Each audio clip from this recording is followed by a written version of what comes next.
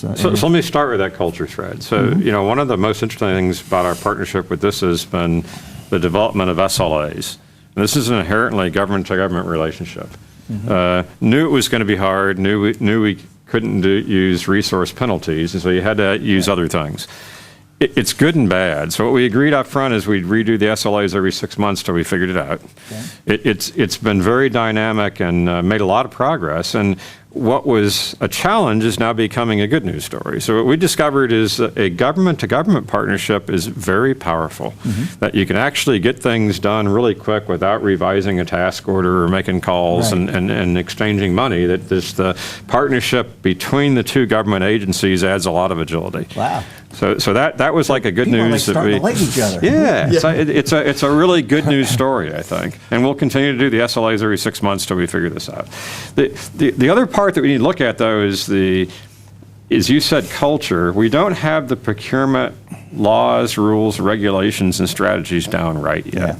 As you recall, the Army had an NDAA legislative requirement to go back to Congress, and the Secretary of the Army had to certify that collaborating with this on enterprise email was the right approach.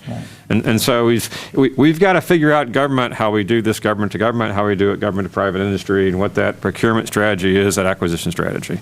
We've still got to work that out.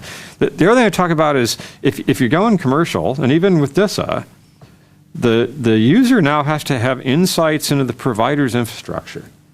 And what's actually going on. Because things like DR Coop now become really interesting, right? So you got to make sure you're doing them, and there is geographic disparity, and they are in different power grids. And so you've got to know what your provider's doing. I mean, that really is important. That's government to government or not.